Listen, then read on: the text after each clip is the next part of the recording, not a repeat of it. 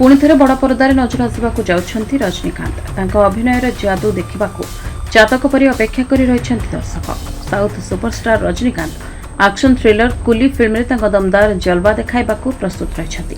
तमिल भाषार यह फिल्मटी लोकेश कनागराज द्वारा निर्देशित होइतबा बेले कलानिधि मारन द्वारा प्रयोजित होइछि। अगस्त 2 रे चेन्नई रे आयोजित होइतबा एक कार्यक्रम रे एही फिल्मर ऑफिशियल ट्रेलर रिलीज करथिले। एही फिल्म रे रजनीकांत को नुआ अवतार रे देखिबाकू पाइबे दर्शक, जहाँ वर्तमान सोशल मीडिया रे वायरल होछि। एही फिल्मर रिलीज को नहीं समस्तक मध्य चर्चा आरंभ होछि, जहाँ वार 2 फिल्म को जोरदार टक्कर देब। जदि फिल्मर रिलीज संपर्क में कहुए तेज अगस्ट 14 गुरुवार दिन सुनेली परदार देखा पाइबे दर्शक। यह फिल्म सहित वार 2 रिलीज हो। उत्तर अमेरिकार किछि अंचल में फिल्म प्रीमियर शो कर।